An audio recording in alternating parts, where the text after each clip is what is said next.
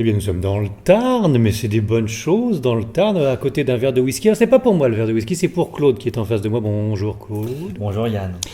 Claude est un professionnel de la radio et a fait un reportage sur les médiums, la voyance. La capacité de voyance, pour être exact. Capacité de voyance. Ce reportage n'est pas encore diffusé, c'est pour une grande chaîne de radio très connue. C'est pour des journalistes, des vrais, des purs, c'est pas comme ici sur Élévation. Mais comme il n'est pas encore diffusé, et comme j'ai la joie d'avoir Claude en face de moi, eh bien, on va pas annoncer ce qu'il y a dans le reportage, puisqu'il n'est pas encore diffusé. Et d'ailleurs, il aurait déjà dû être diffusé, mais bon, voilà, les directeurs pensent à certaines choses. C'est un sujet un peu complexe. Voilà, oui, et souvent, il y a le côté charlatan où pas mal de directeurs d'infos ne veulent pas s'y mêler, quoi, ils ont un peu peur. Mais ce que je voudrais savoir, c'est au final, après avoir enregistré et rencontré pas mal de voyants, médiums et autres, ce que tu en penses, toi. C'est pour ça qu'on discute avec, uniquement pour toi, un verre de whisky à la main. Alors, Claude, pourquoi déjà tu as voulu faire ce reportage là-dessus? Bon, tu avais vu un peu Élévation il y a longtemps, mais... Ça vient de loin, en fait. Moi, je suis originaire de Bretagne, où terre de légende, on parle beaucoup des rebouteux, des magnétiseurs, des voyants, tout ça. Ça fait partie des choses auxquelles on est quelque part un peu confronté dès qu'on est gamin, sans forcément bien savoir à quoi ça correspond, qu'est-ce qu'il en retourne, machin. Et ça fait partie du paysage. Donc enfant, j'ai entendu mes parents qui allaient voir des voyants, qui faisaient appel à des rebouteux. Ça m'a paru assez naturel de m'intéresser à ces questions-là. Et chemin faisant, notamment à l'adolescence, j'ai eu beaucoup d'expériences de rêves prémonitoires. C'est quelque chose qui m'a marqué et pour lequel je n'avais pas d'explication, sans que ça me paraisse forcément quelque chose d'extraordinaire ou de bizarre ou machin, mais c'était là, et en discutant de ci, de là, je me rendais compte que c'était pas forcément le cas de tout le monde. Alors, souvent c'est des choses qui sont vraiment complètement anecdotiques, c'est pas des faits marquants, c'est pas des trucs graves, c'est vraiment des faits anecdotiques. Il y avait une séquence où je jouais avec un de mes frères au Playmobil, et plusieurs jours avant, j'ai vu le moment que j'ai partagé avec mon frère. Et quand ce moment est arrivé, je me suis dit, ah ouais, non, mais ça, je l'ai déjà vu. Et avec les mêmes mots, que ce soit les miens ou que ce soit ceux de mon frère, les mêmes mots. Mais c'est pas plutôt un sentiment justement de déjà vu? Non, ou tu avais vraiment rêvé ça? Non, je l'ai vraiment rêvé. Au moment où tu l'as vécu, réellement, tu t'es souvenu de ton rêve? Exactement, c'est exactement ça. Je connais le sentiment de déjà vu et comment ça fonctionne par rapport à la faille qu'il y a dans notre cerveau sur la perception et choses comme ça. Non, là, c'est vraiment des choses que j'ai vues avant. Et ça m'arrivait de manière quand même assez fréquente à cette période-là de ma vie, au point qu'à un moment donné, je me suis dit qu'il faut que j'essaye de m'en rappeler, que j'essaye de prendre des notes. Et ce que j'ai fait quelques fois, il y a un deuxième exemple qui me revient, où là, pour le coup, j'en avais vraiment conscience. Je savais que j'avais vécu ce moment-là, au point que quand je l'ai vécu, c'était, alors pour être précis, c'était à Tours, en train de visiter un château. Et quand la scène s'est produite, j'ai regardé dans la direction du point de vue par lequel j'avais vu cette scène auparavant. Et bien sûr, j'ai rien vu, il n'y avait personne, il n'y avait pas de... Mais j'avais vraiment conscience que c'était pas un sentiment de déjà-vu, c'était vraiment une scène que j'avais vue avant, bien avant qu'elle se produise. Mais ton souvenir de rêve n'arrivait qu'après coup, quand tu étais dans l'instant présent. Bah oui, parce que c'est très difficile de savoir que tel rêve ou tel moment qu'on voit en image comme ça est un rêve prémonitoire. Alors, à part être étonnant, voire perturbant, ça sert à rien. Absolument à rien. Parce que certains ont des rêves prémonitoires, des voyants, voire des médiums, t'annoncent l'avenir et ça peut servir à quelque chose. Mais là, toi, non, c'est juste... Non. Voilà. Moi, mes expériences d'ado par rapport à ce genre de choses sont complètement inutiles, si tu veux aller par là. C'est comme une certaine faille spatio-temporelle. Exactement. À travers le rêve, tu aurais avancé dans l'avenir et ça te revient ensuite. Alors, il y a certaines fois où j'arrivais à me douter que ça pouvait être un rêve prémonitoire parce qu'il y a une espèce d'intensité qui est un petit peu particulière. mais sans que ce soit systématique non plus, parce qu'il y a certaines choses que j'ai imaginées des rêves prémonitoires qui ne se sont jamais déroulées. Ah oui, aussi, ouais. C'est aléatoire. C'est très aléatoire, oui, et c'est très difficile de l'expliquer et de le rationaliser. Mais pour le coup, ce sont des expériences que j'ai vécues et que j'ai pu confronter après, par la suite, à ce que la littérature scientifique peut vouloir en dire. Et donc ça a nourri mon intérêt pour le paranormal. On va dire pour le paranormal d'une manière générale, mais c'est vrai que le phénomène de voyance en particulier est quelque chose qui depuis cette époque-là m'a intéressé. Ouais. Alors qu'est-ce qu'elle en dit la littérature scientifique justement qu'est-ce que tu as retenu? La littérature scientifique, elle en dit finalement pas grand chose. On est en dehors de ce domaine-là parce que c'est pas forcément reconductible. Ouais. Comme la preuve scientifique, c'est que ce soit reconductible. Donc dans ces cas-là, c'est scientifique, c'est que ça marche. Mais on est dans un domaine entre l'irréel, mais qui n'est pas vraiment irréel, un domaine de rêve, mais qui n'est pas vraiment de rêve. Et puis ça marche pas à tous les coups, donc disais-je. Et donc ça peut pas être vraiment bien pris en compte par les scientifiques. C'est pas leur raisonnement. C'est un des gros problèmes pour la culture des sciences dites dures, c'est la reproductibilité de l'expérience. Et si on n'est pas en mesure de reproduire une expérience avec des résultats similaires, ça n'a pas de validité. Dans les sciences dites molles, qui sont les sciences sociales, la psychologie, des choses comme ça, il y a quand même une tolérance beaucoup plus grande par rapport à ces choses-là. Généralement, les détracteurs des phénomènes paranormaux, pour utiliser le mot générique, se basent plutôt sur les sciences dures, en disant ce que vous dites n'est pas possible parce qu'on ne peut pas le reproduire. Sauf qu'ils sont bien gentils, mais effectivement, ils oublient que dans le domaine de la psychologie, on a normé et écrit des tas de choses sur des expériences qui n'étaient pas reproductibles de manière systématique non plus. Et pour le coup, sur un certain nombre de phénomènes dits paranormaux, et notamment la voyance, on se rapproche quand même plutôt d'une expérience psychologique, même si elle est hors norme dans le sens premier du terme. Parapsychologique. Ouais. Les gens qui travaillent un peu sur ce domaine, c'est vrai qu'ils sont un peu sensibles aux mots parce qu'ils sont tellement connotés en France que c'est compliqué pour un scientifique qui veut garder du crédit d'utiliser certains termes, et notamment le terme parapsychologie. Il y a quelques scientifiques qui, avec courage, sont très ouverts et se mêlent à l'affaire de tout ce qui peut être paranormal. Et qui sont plus ou moins honnêtes dans leur travail, parce que dès qu'ils ont pris un sens, ils choisissent un peu les informations qui les arrangent pour continuer leur thèse. On va pas polémiquer là-dessus. Et puis il y en a d'autres qui ne veulent pas en entendre parler, parce que justement ça entacherait leur réputation, et ce n'est que billevesé, c'est irraisonnable, et cela ne se peut. Oui, mais bon, cela ne se peut. C'est vraiment l'argument premier des scientifiques, ça n'est pas possible, donc ça n'existe pas. Voilà, mais si on recule de 200 ans, le nombre de fois où on a pu dire cela ne se peut et que maintenant c'est réalisable, ça fait prendre conscience que quand même on peut s'ouvrir intellectuellement. Complètement. Alors, tu as rencontré qui exactement pour ton reportage ? Alors pour mon reportage, l'idée c'était vraiment de mettre en question la capacité de voyance. Est-ce que c'est quelque chose qui existe ? Est-ce qu'on peut considérer qu'il y a un réel fondement à ça ? Et donc l'idée c'était d'essayer d'embrasser le plus largement le champ des champs concernés par cette question. Donc, en premier lieu, des médiums. Lesquels ? Alors, j'ai rencontré Alexis Tournier à Lyon. J'ai rencontré divers médiums plus ou moins connus sur un salon. Un salon où ça ? Alors, en l'occurrence, c'était le salon Parapsy à Paris.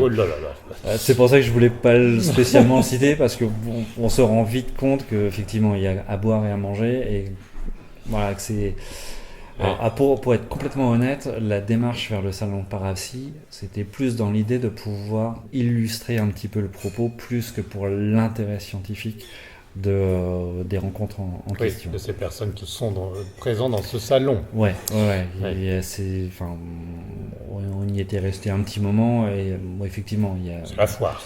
C'est un petit peu la foire, effectivement. Je pense que c'est pas le lieu à fréquenter si on se pose des questions concernant la parapsychologie. C'est peut-être pas le côté le plus spirituel de la médiumnité, voilà. Non, c'est sûr. Mais bon, on peut y aller. Mais ça a l'intérêt d'exister. Mais bien sûr, tant que ça peut ramener de l'argent, c'est déjà ça. Je te laisse libre de tes propos. Et tu as rencontré des voyants aussi uniquement ? Oui, des voyants. Et des médiums ? Tu fais la distinction entre les deux? Oui, je fais la distinction entre les deux.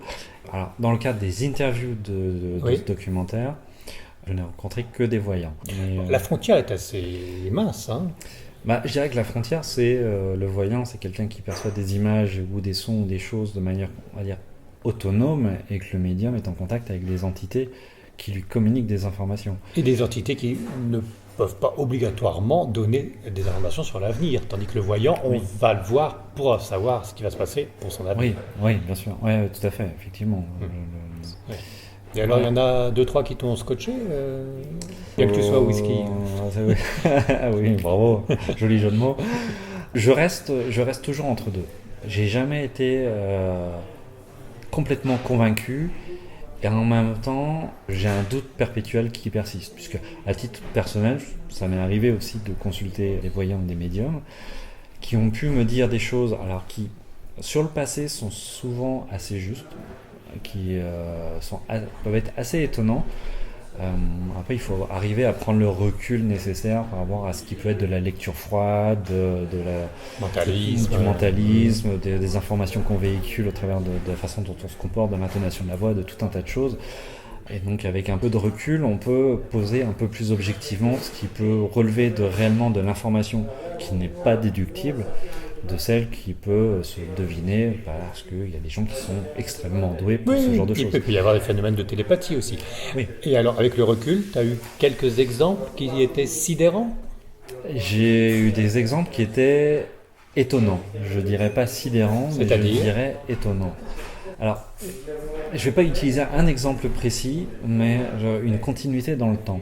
C'est-à-dire que dans mon questionnement, dans mes interrogations, à plusieurs moments de ma vie, j'ai eu contact avec des voyants ou des médiums. Et il y a un facteur qui revient quasiment à chaque fois, c'est on me porte un lien avec les mots et avec l'écriture. Et c'est quelque chose qui, depuis, je dirais, une vingtaine d'années, dans les différentes consultations que j'ai pu avoir, on t'associe toujours. On m'associe toujours avec l'écriture. Et il se trouve qu'aujourd'hui, c'est un des projets que je suis en train de nourrir, alors que ça fait 20 ans qu'on me dit qu'il y a vraiment quelque chose au travers des mots, qu'il faut que je travaille au travers des mots, qu'il y a quelque chose pour moi à cet endroit-là qui va bien fonctionner. Et des voyants différents, des gens qui pour le coup ne se connaissent pas, qui sont à différents endroits de la France, et c'est l'élément qui est revenu. Ça fait 20 ans, mais au bout de 20 ans, est-ce que tu ne penses pas que, bon, c'est un peu banal de sortir ça, ça peut marcher pour tout le monde, et est-ce qu'au bout d'un moment, ils ne t'ont pas influencé? On peut se poser la question, bien évidemment. Après, dans une consultation de voyance, on peut toujours envisager la chose sous le terme de la prophétie autoréalisatrice, du conditionnement. Et ce qui rend complexe la chose à juger au travers de sa propre expérience. Et à travers de ce voyant, est-ce qu'il a été vraiment en état d'extase complète pour raconter quelque chose? Ouais. Et est-ce que tu as constaté aussi que quand tu sors d'une séance de voyance, on ne garde finalement que ce qui nous intéresse et qu'on rejette même inconsciemment certaines informations? Alors, oui, complètement. Donc on fait le tri nous-mêmes pour les choses qui correspondent. Ouais. Les premières fois que ça m'est arrivé, j'essayais de prendre des notes. Oui. Parce qu'effectivement, sinon, on élude énormément d'informations. Et par la suite, j'ai carrément enregistré les consultations. Et effectivement, c'est très drôle de les réécouter parce que entre le moment où tu sors et ce que tu en as retenu, et quand tu réécoutes l'ensemble des choses, je vois que c'est pas forcément... Enfin, qu'il y a des informations que tu as complètement zappées. Et qu'en plus, la façon dont tu as compris certaines informations ne sont pas les mots qui ont été utilisés par le voyant. Donc, on fait son film aussi. On fait un peu son film, quoi. Ouais, bien sûr. Ouais. Et après, on fait 2 ans plus tard ou 2 semaines plus tard, tilt en disant « Ah tiens, il me l'avait dit » parce qu'on a gardé un semblant de souvenir de ce qui a été dit et on l'interprète et on le transpose sur Alors pour le coup, consulter un voyant et par rapport à ses propres expériences, effectivement, c'est très très difficile de juger, de poser un recul, quelque chose de pertinent. Par contre, quand le voyant vous parle de membres de votre famille, d'amis ou de personnes qui vous sont plus ou moins proches, en vous donnant des informations qui peuvent être relativement précises sur leur vie, sur ce qu'ils ont vécu, sur ce qu'ils vont vivre, là on peut se dire qu'il y a quand même une matière à s'interroger. Ouais. Parce que quand j'étais étudiant, je consulte une voyante qui me dit je sens de manière assez précise, donc je comprends qu'elle me parle d'une de mes tantes qui avait repris des études, comme ça, et qui me dit, votre tante, en me disant pas ma tante, mais en parlant de cette femme, qu'elle avait donc repris des études, qu'elle avait une vie avant, que c'était des études qui étaient liées au social, et que ça allait très bien fonctionner, qu'elle allait avoir son diplôme. Il se trouve que ma tante, après une quinzaine d'années dans la vie active, avait repris des études d'assistante sociale, et a effectivement obtenu son diplôme d'assistante sociale. Après, on peut toujours dire, c'est un coup de bol, c'est ceci, c'est cela. Ouais, c'est précis quand même. Et c'était avec Descartes qu'elle... Ouais, elle travaillait avec Descartes, effectivement, comme support. C'est quand même loin d'une coïncidence. Les détracteurs diront toujours que c'est l'ordre de la coïncidence. La répétition de ce genre d'événements bat en brèche ce qu'ils appellent la théorie des grands nombres, qui te dit que sur la probabilité que quelque chose se passe est finalement assez grande. Je m'en mêle un peu les pinceaux sur la théorie des grands nombres. Plus ils disent de choses, plus ils peuvent tomber bons. Oui. Voilà, c'est ça. Sauf que, effectivement, la précision d'un certain nombre d'informations pose question, que la répétition d'informations justes bat en brèche cette théorie-là. Oui. Et que quand c'est la même personne qui est capable de dire à différentes personnes des informations qui sont précises, là ça tombe carrément, c'est le château de cartes qui s'effondre. Quand j'ai cherché à comprendre un peu qu'est-ce qui pouvait se tramer derrière, parce que si on veut accepter que le phénomène existe, ça veut dire qu'il a un fondement, c'est-à-dire que quelque part, rationnellement, scientifiquement, on doit pouvoir fournir une explication à l'existence de ce phénomène. Et une des choses qui paraît assez intéressante, c'est le fait que le voyant ou la voyante percevrait dans l'univers des probables quelque chose qui est de l'ordre du plus probable par rapport à l'instant T où l'on se situe, pour la personne qui est en face de lui. 2 jours après, 15 jours après, 3 mois après, la réalité de cette personne a pu changer, il a pu faire des choix complètement différents, et l'univers des probables sera plus forcément exactement le même. Donc au moment où tu rencontres une voyante, il y a une carte du ciel, si je puis dire, de tout ce qui est probable à ce jour-là, avec le vent qui vient de nord-est, avec le soleil qui est prévu à midi, mais pas à 14h. Et cette personne arrive à faire des projections dans cette configuration-là. Mais si elle se plante, c'est normal parce qu'il peut y avoir un vent contraire 2 jours plus tard, et dans ces cas-là, ça change tout. C'est ça ? Oui, c'est ça, et puis c'est aussi ce qu'explique relativement bien Maud Christen. Ça n'enlève pas le libre arbitre des gens. Il n'y a pas de déterminisme. Il n'y a pas de déterminisme. Et c'est en ça qu'utilise le terme un univers des possibles, ou en termes de probabilité, c'est beaucoup plus juste finalement, parce que rien n'est gravé dans le marbre, quoi. Elle dit quand même qu'il y a des passages obligés, contre lesquels, effectivement, on ne peut rien. Il y a des épreuves obligées, il y a des passages. Pour ceux qui font la ligne de la main, on voit bien aussi que tu risques d'avoir un divorce ou une crise cardiaque à certaines périodes. Pour ceux qui font de la génétique, on voit bien aussi que c'est programmé. Il y a des prédispositions, mais pour le coup, la comparaison avec la génétique est intéressante, parce que c'est pas parce que vous avez une disposition à devenir obèse et à faire un infarctus à 40 ans que vous allez le faire. Si on a une bonne alimentation, une hygiène de vie correcte, une activité physique, on va éloigner le risque de soi. Par contre, effectivement, si c'est malbouffe à tous les repas, aucune activité physique, canapé pendant des heures devant la télé, là on augmente le risque. Mais la génétique dit qu'il y a un risque, elle ne dit pas quel pourcentage de risque. Le pourcentage, il est défini par la façon dont vous vivez au quotidien. Et donc dans ce qu'explique Maud, c'est ça aussi. C'est dire, moi je donne des informations aux personnes, maintenant ils peuvent les prendre et décider de faire complètement l'inverse de ce que moi j'ai perçu. Et donc du coup, la projection, la voyance qui sera faite deviendra fausse du fait que la personne aura dit « Non, mais ça, je ne veux pas le vivre, ou je veux faire complètement différemment ». Et son libre arbitre l'entraînera sur une voie qui sera complètement différente. Mais la grande question philosophique, c'est déterminisme de l'être humain, oui ou non. Et quand on est religieux, on sait qu'il y a déterminisme. Et quand on n'est pas totalement aveugle, on sait bien qu'on va tous mourir. Donc là, il y a un déterminisme. Celui-là, il est inéluctable. J'ai envie de dire que s'il y en a un avec lequel on ne peut pas jouer, c'est celui-là. C'est clair. Donc il y a quand même quelques passages obligés.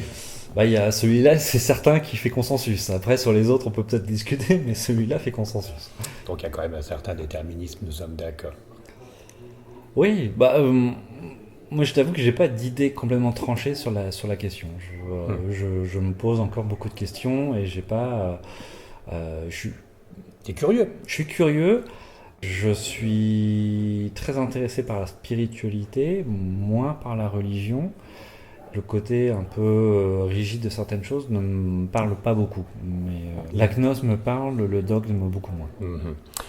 Bon, c'est à la mode de dire ça, mais à partir du moment où il y a une religion qui a la vérité, il n'y a pas de raison aussi de ne pas enfoncer le clou, si je puis dire. L'image est sympathique pour la crucifixion. Ouais, mais après ça demande, ça fait appel à la foi et la foi n'est pas quelque chose de raisonnable non plus. Oui, la croyance et la raison ne vont pas forcément ensemble. Non, et puis, Comme le cœur. Exactement. Et moi, j'ai beau avoir grandi dans un univers plutôt catholique, de culture catholique, pour autant, en termes de religion, c'est pas celle qui va me parler le plus. Et en fait, c'est laquelle qui te correspondrait le mieux?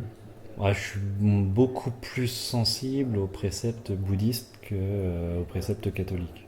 Moi, ce qui m'interpelle, c'est la parole du Bouddha. C'est effectivement les paroles du Bouddha, est-ce qu'on peut en comprendre? Ça m'interpelle. La vertu de la méditation m'interpelle. Le fait qu'il y ait une forme d'unité, ça m'interpelle. Alors après, si on va chercher, dans la religion catholique, on va trouver aussi une forme d'unité. Parce que finalement, Dieu, c'est un peu un concept, c'est pas tant une entité à part entière. À travers Jésus, ça a l'air d'être quand même une entité à part entière. C'est aussi une façon de manifester, de transmettre un message. Et à travers tous les saints catholiques, il y a de quoi trouver pas mal de messages aussi. Il y a beaucoup de messages. Après, oui, il y a beaucoup de messages. Bon, il y a beaucoup de légendes aussi, légendes dorées pour le catholicisme ou la chrétienté, et légendes aussi orientales pour le bouddhisme. Bon, bien sûr, voilà. bien sûr. Mais du moment que c'est positif et que ça fait du bien à tous et du mal à personne. Ouais, bien, mais ça me semble être un principe un peu de base. Mais je te sens dubitatif vis-à-vis des apparitions de la Vierge Marie à Fatima ou à Lourdes, par exemple. Même pas spécialement. Non. Il y a des tas de phénomènes qui posent question, qu'ils soient d'origine religieuse ou pas. Oui, et qui peuvent être récupérés par la religion aussi, bien sûr. Les miracles dans le catholicisme, effectivement, sont étudiés de manière extrêmement sérieuse par le Vatican à chaque ils n'aiment fois. pas ça d'ailleurs. C'est des choses qui posent question. T'as été plus loin justement là, parce qu'on a un peu quitté les voyants. T'as été plus loin que les voyants? Dans ton reportage, tu étais juste sur la capacité de la voyance. On revient effectivement. Alors effectivement, le sujet c'était la capacité de voyance. Donc, qu'est-ce qui était le plus évident pour entrer dans le sujet? Pour moi, c'était la consultation de voyance. Ah, bien sûr, in situ, c'était voilà.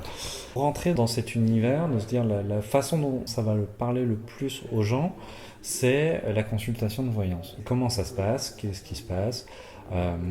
Après, on peut rentrer dans les détails de ce que les voyants qui ont un tant soit peu d'éthique expliquent relativement bien, de dire qu'ils commencent par faire un peu un état des lieux, à parler de choses du présent et du passé, et de voir si ça matche bien avec ce que la personne qui est en face d'eux a vécu ou vit, avant d'envisager le côté, on va essayer de voir ce qui se passe pour après.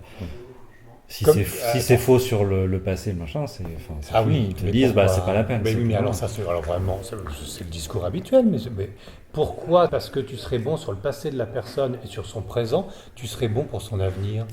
Pourquoi? Parce que tu serais mauvais sur son passé et sur son présent, tu serais mauvais sur son avenir. Finalement. Dans l'absolu, je suis d'accord avec toi. Après, c'est une espèce de code déontologique que certains voyants se sont imposés.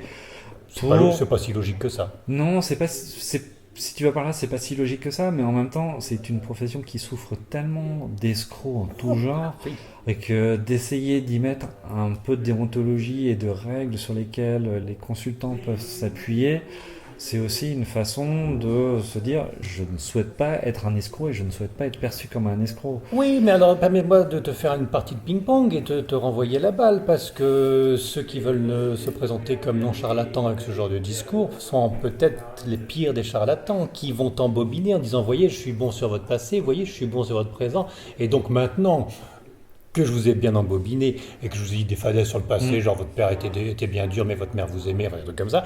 Bon, maintenant vous allez bien me croire sur l'avenir et vous serez content en partant. Mais d'un autre côté, les 3/4 des voyants en profession libérale, ils sont plutôt présentés comme vendeurs de rêves pour bien-être, etc., qu'autre chose. Ils se mouillent pas trop en disant qu'ils vont dire l'avenir. Non. Et c'est vrai que quand on sort de là, si ça fait du bien, c'est aussi bien qu'un film. Il y a certains travaux qui ont été faits là-dessus.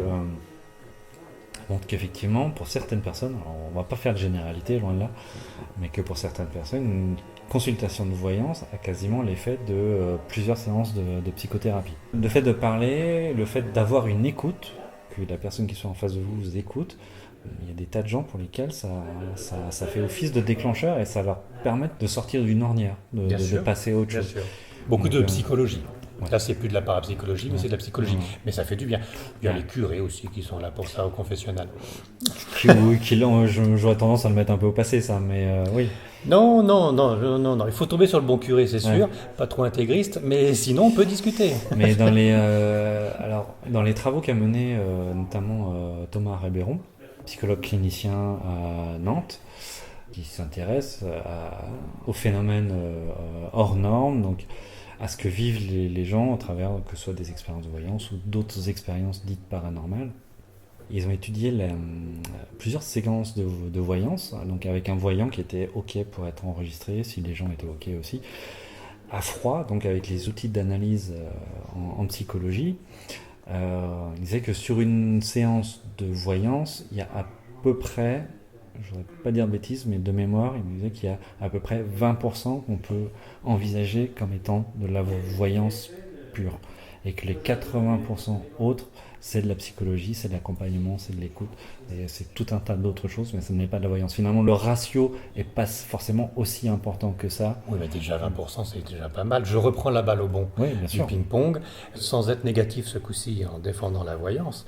S'il y a déjà 20% de voyance pure, c'est déjà phénoménal. Et c'est sûrement obligatoirement lié à une confiance avec le client ou le patient, enfin bref, avec le consultant. S'il y a effectivement des atomes crochus et si le courant passe, c'est sûrement à ce moment-là que la véritable voyance peut enfin éclore. Parce que voilà, il y a confiance, pour pas dire connivence, mais il y a confiance, et c'est peut-être qu'à ce moment-là que le voyant peut vraiment donner tout son art. Possible. Là-dessus, pareil, j'ai pas d'avis complètement tranché. Si tu y vas avec un mental en disant je vais me le choper ce voyant et je vais bien le coincer avec mon micro parce que comme ça me fera un bon reportage sur la grande chaîne de radio qui va m'employer, tu es sûr de le planter. Si tu commences à mentir en disant oui, c'est ah, vous voyez combien que j'essaie, oui, et si le pauvre voyant dit je crois que vous en avez 3 ou 4, ouais, 4 c'est ça, enfin si tu le mènes en bateau, il va se planter, aussi bon qu'il soit. Ouais. Donc s'il n'y a pas confiance mutuelle, déjà la voyance tu ne l'as pas, il y a un côté grâce, enfin il y a un côté échange.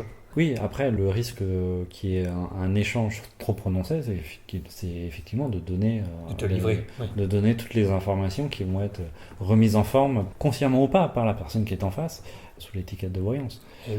Donc ça, mais je sais plus quelle personne que j'ai lu ou rencontré qui m'expliquait, mais dans l'absolu, la meilleure consultation de voyance qu'on pourrait donner, c'est à quelqu'un qui vous envoie des questions, avec qui vous n'avez strictement aucune interaction, où il n'y a pas le son de la voix, il n'y a pas le corps, il n'y a pas justement tout ce canal qui va véhiculer des informations, d'autres informations qui vont quelque part parasiter la voyance. Parce que notre cerveau fait que, pour tout un chacun, on est incapable de court-circuiter le fait que, en voyant l'attitude de la personne, en entendant le ton de sa voix, en voyant la façon dont elle se déplace, en intégrant les questions qu'elle pose ou la façon dont elle les pose, on intègre tout un tas d'informations. Et à contrario, je vais prendre un autre exemple d'une des dernières consultations que j'avais eues. La personne me dit en santé, oui, non, mais vous, grosso modo, il n'y a pas de souci majeur. Elle me dit vous aurez un petit passage par l'hôpital ou quelque chose un peu urgent par rapport à vos dents. J'ai dit ouais, ok, d'accord. Enfin, je n'ai pas spécialement une dentition qui craigne plus que ça. Sauf que 3 semaines après, je m'éclate une dent, je m'explose une dent qui était absolument pas fragilisée, machin. Je me retrouve avec un morceau de dent dans la bouche. Et donc, du coup, effectivement, à chercher un dentiste en urgence pour réparer le truc. T'as acheté un sort. Ouais, peut-être qu'il m'a acheté un sort. C'est ça. Mais là, pour le coup, c'est à minima, j'ai envie de dire, c'est étonnant. Oui. Si on veut pas prendre le truc au pied de la lettre, j'ai envie de dire, c'est quand même étonnant. Et elle s'appelait comment cette voyante parce que là, elle s'appelle Lauriane et elle est à Quimper, en Bretagne. La Bretagne est toujours en force, Ah, toujours en pointe. Ouais. Il y a un patrimoine, on va dire. Ben oui, parce que c'était les druides avant le christianisme imposé par les Romains. Oui, oui, c'était les druides. Et puis on a aussi Sainte Anne d'Auray. Ah bah, enfin, la religion catholique, c'est poser par-dessus tout un tas de choses qui existaient déjà. Hum. On a remplacé des noms païens par des noms de saints Les divinités païennes, oui. pour que les locaux viennent à la messe et qu'on les laisse bénir les lieux qu'ils aimaient bien. Bien sûr, puis c'est une terre de légende aussi, parce que... Ah tiens, j'en profite Complètement, pour... bien sûr. parce que je me promène un petit peu partout en France, et j'avais fait une interview avec un responsable de la forêt de Brocéliande, Mhm.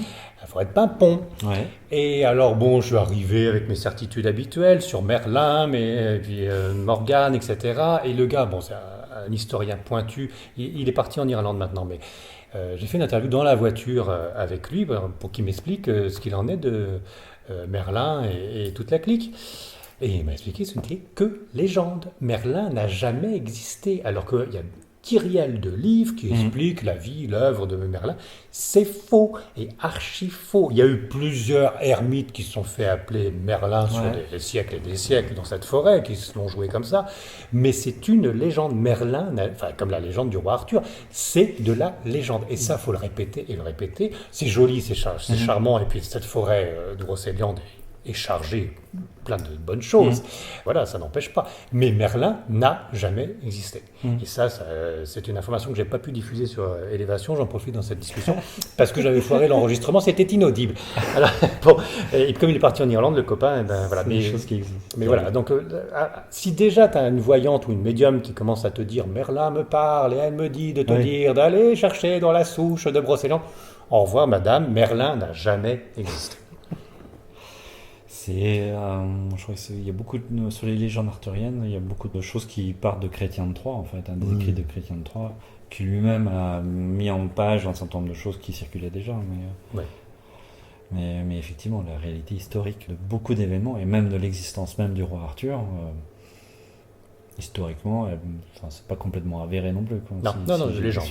Ouais. Par contre, les druides ont bien existé. Oui. Et la religion celtique, la religion des druides, est une religion que j'admire.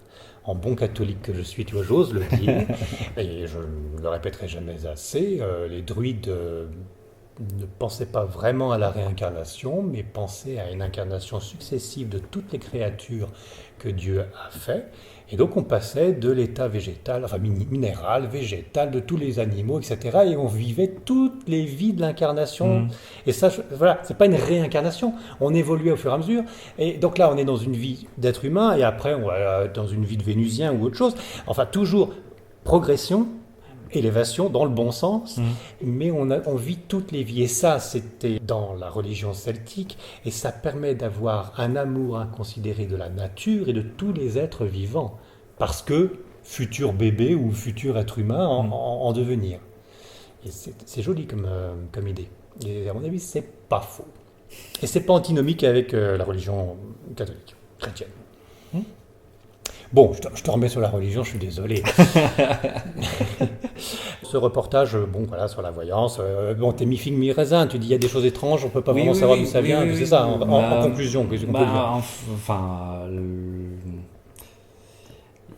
en conclusion...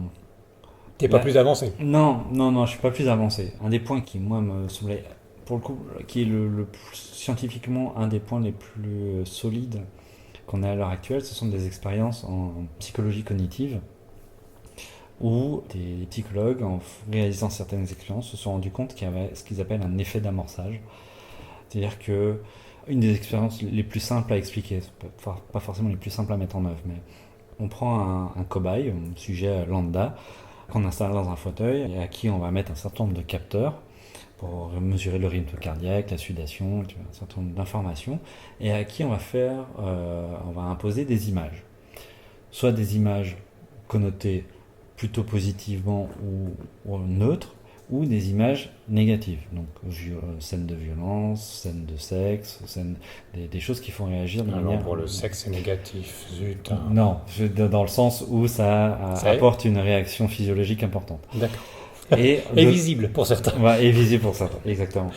Et du coup, on s'est rendu compte que de manière statistique, l'organisme anticipe la connotation des Avant images. que l'image arrive, Avant on a que la l'image réaction arrive, physiologique. il y a une réaction physiologique qui anticipe celle qui va être liée à l'image. Et il faut préciser que c'est des images qui arrivent de façon aléatoire, Complètement programmées aléatoire. par ordinateur et pas par Exactement. quelqu'un d'autre, parce qu'il y aurait un phénomène de télépathie. Ou je ne sais Complètement. quoi. Non, c'est des images qui sont choisies de manière Oui. aléatoire. Là, le temps n'existe pas, c'est ça? Dans les pistes qui peuvent Oui. être travaillées, il y a tout ce qui touche au concept de la physique quantique. Eh oui. Qui, On n'est pas couché là. Non, on n'est pas couché. Et après, il faut aussi se garder de réflexions et de raccourcis trop simplistes, parce que la physique quantique est quelque chose d'extrêmement complexe. Et de tirer certains raccourcis comme certains le font un peu rapidement, il faut un peu raison garder. Il y a quelque chose d'intéressant dans ce domaine-là, clairement. Mais ça à quel pourcentage de réussite, entre guillemets, ces images qui sont perçues par le corps avant même qu'elles arrivent? C'est pour tout le monde pareil? Alors, non, c'est pas pour tout le monde pareil. C'est à l'échelle statistique que c'est pertinent. C'est-à-dire que sur un échantillon de plusieurs personnes, statistiquement, on va arriver à un résultat qui est au-delà ou bien au-delà de ce qui est lié au hasard. C'est pour n'importe quel kidam. Ouais, C'est pas forcément le grand médium. Non, là, ces expériences-là sont n'importe quel âge, n'importe quelle ethnie. Ces expériences-là ne sont pas menées spécialement avec des médiums. Elles sont menées avec... Donc nous tous, on a un sixième sens, un peu ça, quoi. C'est un peu l'idée. Alors, il y a plusieurs expériences qui ont été menées dans différents laboratoires de psychologie. Ces expériences ont été conduites une fois, deux fois, ont été remenées avec des résultats parfois moins criants que la première expérience. Ça fait débat dans le milieu des psychologues, mais il y a quand même quelque chose qui interroge. Il y a vraiment quelque chose qui interroge par rapport à ça. Ouais. Et alors, on s'éloigne complètement de l'idée de voyance comme on était au début avec la consultation d'un voyant qui va vous parler de votre avenir. Mais dans le concept, dans le principe, on est quand même, oui, effectivement, dans quelque chose qui est de cet ordre, de capter une information avant qu'elle existe. Enfin, avant qu'elle existe dans la compréhension qu'on a de l'écoulement du temps pour nous en tant qu'êtres vivants, où les secondes s'enchaînent les unes après les autres et de manière linéaire et dans un seul sens. Ce qui, d'un point de vue physique, n'est pas forcément complètement exact. L'écoulement du temps peut être réversible. Mais ça, on peut tirer que des suppositions de ces petits constats qu'on arrive aujourd'hui à mettre au jour et qui sont fortement contestés malgré tout. Ça fait 2000 ans que c'est comme ça. Ça fait 2000 ans que c'est comme ça. Les Pittis, c'était pareil. Et Bertrand Neuhaust explique ça très bien. Il a écrit plusieurs bouquins sur les phénomènes... Bertrand Neuhaust. Oui, Bertrand Neuhaust. Sur les phénomènes parapsie, et notamment leur perception dans l'histoire. Il décrit assez bien les choses. Il est même d'ailleurs, spécifiquement par rapport au phénomène de voyance, il est extrêmement critique sur la façon dont on l'utilise aujourd'hui. C'est-à-dire le fait d'aller consulter un voyant pour connaître son avenir, il dit c'est quelque chose qui est complètement égotique. C'est-à-dire qu'aujourd'hui, on va voir un voyant pour soi, alors qu'il y a une centaine d'années, la capacité de voyance interrogeait plus sur la démonstration. Une recherche scientifique, oui. Oui, je ne sais pas si on peut parler de recherche scientifique il y a 100 ou 150 ans par rapport à ce phénomène, mais en tout cas, il y avait une volonté de démontrer, de mettre les voyants à l'épreuve de leurs dons, de ce qu'ils prétendent pouvoir faire, et vraiment on dirait aujourd'hui, de les challenger. Et c'est vrai que c'est quelque chose qui, aujourd'hui, se voit un peu moins. Il y a eu des émissions de télé qui tentaient ce genre de choses, avec plus ou moins de bonheur, avec des protocoles plus ou moins établis. L'idée, c'était quand même plus de faire de l'audience que finalement d'avoir il n'y a pas que la télé, il n'y a pas que la radio, il y a aussi plein d'instituts qui continuent de réfléchir. Oui, alors après, oui, bien sûr, il y a notamment en France un petit institut qui s'appelle l'Institut Métapsychique International, qui travaille sur ces questions-là, qui travaille toujours sur ces questions-là. J'ai d'ailleurs rencontré Mario Varvoglis à cette occasion, et c'était un moment où ils avaient un protocole expérimental justement destiné à mettre en évidence la précognition, où il fallait, en fait, c'est un petit peu comme un jeu vidéo. Oui. Il y a des cibles qui apparaissent sur un écran. On est dans un environnement très soft, un peu déconnecté, relax, machin. Et il y a des cibles qui apparaissent sur un écran, et certaines de ces cibles comportent une image. et il faut deviner si la cible qui apparaît comporte une image par une télécommande, on dit oui, non. Ah oui. Et de cela, il cherche à déduire si on est au-delà de la statistique du hasard, 50-50, ou si on arrive à avoir une statistique qui dit il se passe quelque chose à cet endroit-là. C'est un protocole pour les voyants ou pour n'importe qui? Non, c'est un protocole pour n'importe qui. Aussi, d'accord. Ouais, tout à fait. C'est, en fait, les axes de recherche aujourd'hui, par rapport aux gens que j'ai rencontrés, se dirigent plus sur le côté masse, c'est-à-dire le fait que ce phénomène puisse exister chez n'importe qui. Notre sixième sens. Voilà. Et d'essayer de le mettre en avant de manière statistique, au travers d'expériences, et qui, de manière statistique, démontrerait qu'on est au-delà du hasard, et que si on est au-delà du hasard, il doit y avoir une explication à trouver. Et c'est là qu'on rentre dans des choses qui sont extrêmement complexes.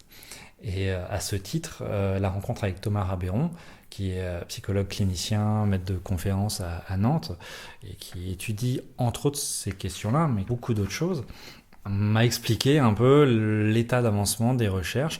Donc ces protocoles qui existent, qui ont été faits soit par des instituts un peu spécialisés dans la parapsychologie, soit par des psychologues, et notamment en inversant des expériences en psychologie cognitive. Alors je ne vais pas rentrer dans le détail là parce qu'on repartirait pour une heure et que ce serait très long.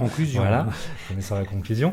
Mais donc qui pareil mettent en évidence qu'il semblerait qu'il y ait quelque chose à cet endroit-là sur le pressentiment, sur la précognition au niveau statistique. C'est-à-dire que dans la population, de manière générale, on arrive à des résultats qui sont au-delà de ce que devrait donner le hasard. On est tous voyants ? Voyant, alors c'est là que Thomas est très intéressant parce qu'il fait vraiment la différence entre la voyance, le pressentiment, la précognition. Dire, la voyance, c'est vraiment ce qu'on entend dans le fait d'aller consulter un voyant. Oui. Et à ce titre, il lit, quand bien même il n'y ait pas de réalité dans la capacité du voyant à voir l'avenir ou à voir quoi que ce soit d'ailleurs, voir le passé, le présent, il dit socialement, psychologiquement, c'est quelque chose d'intéressant et qui mériterait d'être étudié rien que pour ce fait. Pour ça. Parce que pour certaines personnes, c'est plus simple d'aller voir un voyant que de rentrer dans une thérapie, par exemple, et dire qu'à cet endroit-là, il y a vraiment quelque chose. Et puis que les voyants, aujourd'hui, représentent quasiment 100 000 personnes en France, donc qui exercent ce métier, ce qui représente 4 fois plus que les psychologues cliniciens. Et donc, rien que pour ça, il y a vraiment quelque chose à creuser. C'est un sujet d'étude. C'est un sujet d'étude. Et de reportage. Exactement.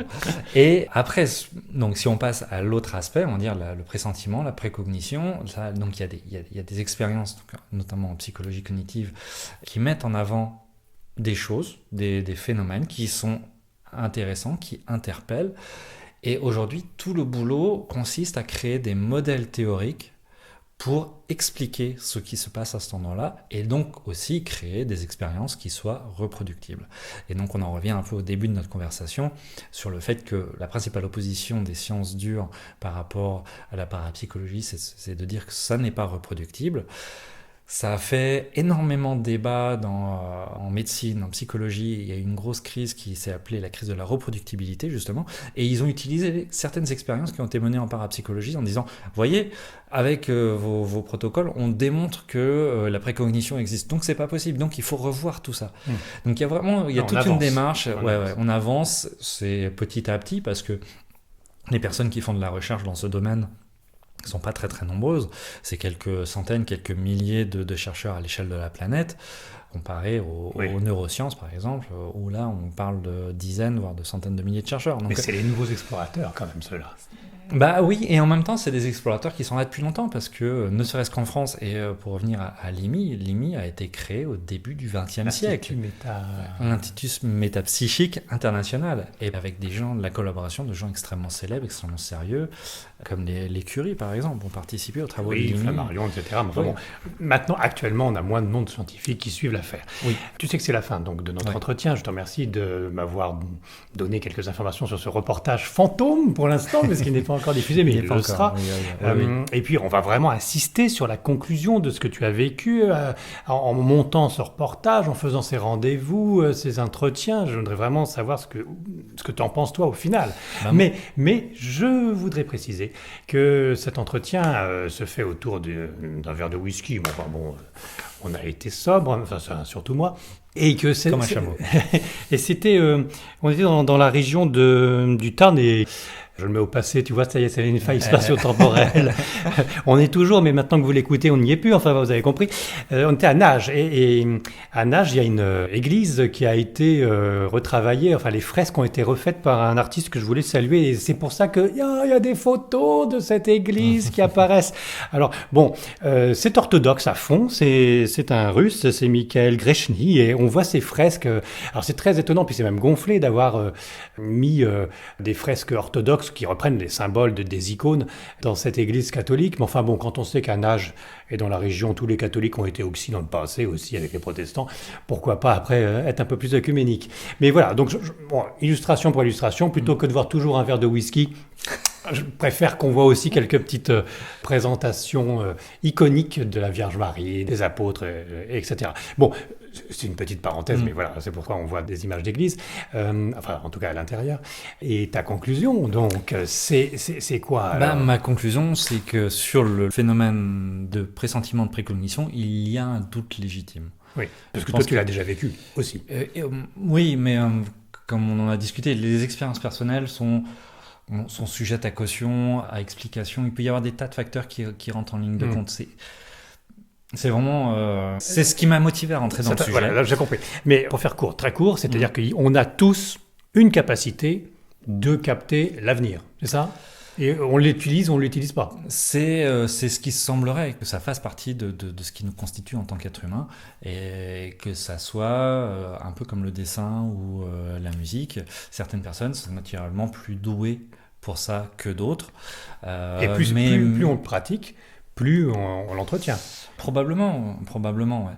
Moi, ce que j'en retiens, en tout cas, c'est que autant d'un aspect scientifique, on arrive aujourd'hui à mettre en avant qu'il y a des phénomènes qui existent au niveau du pressentiment, donc des choses très petites, très factuelles, qu'on mesure de manière physiologique, et qu'il y a un gouffre par rapport à ce qu'on appelle la voyance en elle-même, qui serait la capacité à voir l'avenir. J'ai plein de questions. J'ai trouvé des pistes de travail intéressantes, des gens intéressants, passionnés, et je ressors de là avec presque autant de questions que j'y suis rentré, parce que c'est abyssal. Il y a encore tellement à faire pour avoir des certitudes. Ah oui. Donc ton reportage se termine avec un énorme point d'interrogation ? Il se termine avec une petite certitude qui se dessine sur le pressentiment, sur là où il y a vraiment quelque chose qu'on mesure aujourd'hui, qu'on arrive à mesurer, et sur lequel les chercheurs commencent à travailler pour créer des modèles théoriques pour les expliquer. Et oui, je reste avec un énorme point d'interrogation sur la voyance en tant que telle. J'ai aucune certitude, je garde ma curiosité, mais j'ai toujours pas de certitude. Ouais. Eh bien, merci Claude de toutes ces précisions et de cette conclusion. T'as vécu d'autres choses au fait de paranormal ? Tu m'as parlé de tes rêves prémonitoires, mais ça m'est arrivé par 2 fois de voir ce que je qualifierais de fantômes. Ah oui. Alors là, on rentre dans la médiumnité plutôt, non ? Ouais, ou la mémoire des lieux. Ah oui. Là-dessus, pareil. Après, c'est des expériences qui sont tellement entre guillemets bizarres que bon, elles sont toujours soumises à caution, mais il y a une intensité particulière qui fait qu'on s'interroge. Enfin, que pour le coup, moi, je m'interroge réellement en me disant, moi, j'ai pas déliré, j'ai pas... C'est-à-dire, qu'est-ce que tu avais vu ? C'est-à-dire que il y a quelques années, nous étions dans la maison de mon ex-compagne, enfin dans la maison de ses parents, et sa maman avait disparu dans des circonstances un peu tragiques, et j'ai vu dans le salon, à un moment un petit peu second, j'ai vu passer une femme traverser le salon. Je n'avais jamais vu de photos de sa maman, je savais qu'elle avait disparu. Tu étais dans un état second, tu le disais ? C'est une espèce d'état de conscience un petit peu modifié. Un peu entre tu n'avais pas de whisky ? Non, il n'y avait pas de whisky. Non, c'est effectivement, c'est un peu ce côté, quand vous faites une sieste, vous êtes dans un demi-sommeil. C'est un petit peu ce truc à la frontière de la conscience complète et du rêve. Sauf qu'il y a effectivement, il y a une intensité très particulière à ce moment qui m'interroge, parce que ce côté un peu léthargique, je le vis régulièrement, je ne vais pas dire tous les jours parce que je ne fais pas la sieste tous les jours, mais je l'expérimente régulièrement.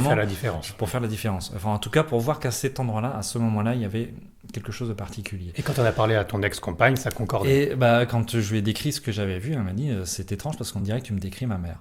Et donc là, je suis resté un peu perplexe, quoi. Ouais. C'est vraiment un peu étrange comme sentiment.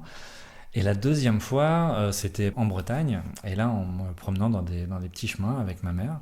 Et il y a un autre chemin, légèrement en contrebas, de là où on se baladait, et l'espace d'un instant, je vois sur ce chemin en contrebas passer une carriole tirée par un ou deux bœufs, je sais plus, et deux paysans habillés de manière ancienne, quoi. Je ne pourrais pas dater de quelle époque ce que c'était, mais plus de 100 ans, 200 ans, oui. enfin les accoutrements qui n'avaient absolument rien de contemporain.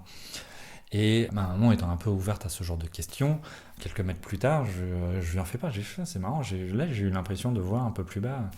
C'est une carriole avec deux paysans avec des sacs dans le machin. Elle me dit, bah écoute, là le chemin sur lequel on est, un petit peu plus loin, avant il y avait un moulin.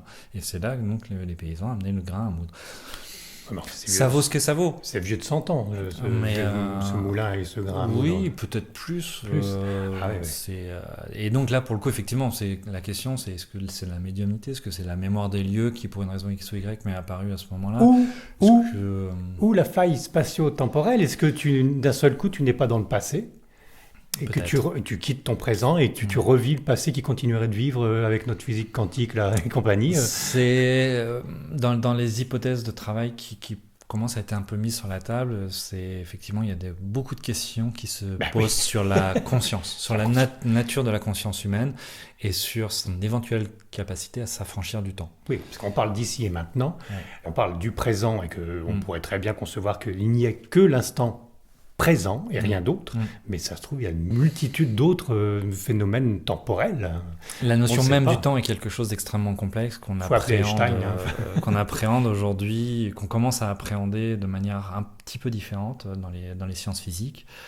Point d'interrogation. Et la nature de la conscience humaine est probablement une partie de la clé de ce qui pourra apporter peut-être un jour des réponses sur la précognition, sur la voyance. La nature de la conscience humaine. Tu la situes où, la conscience? Uniquement dans le cerveau, dans le cœur, ou tu la situes dans notre corps, à l'extérieur? Ça, c'est une sacrée question. Franchement, tu parles de la nature de la conscience humaine. Mais non, mais justement, oui, qu'est-ce que c'est? Qu'est-ce que c'est? Est-ce que c'est lié à notre fonctionnement matériel, physique, chimique, ou est-ce que c'est quelque chose de plus? Mystère, d'accord. Mystère, bon. Le temps passe.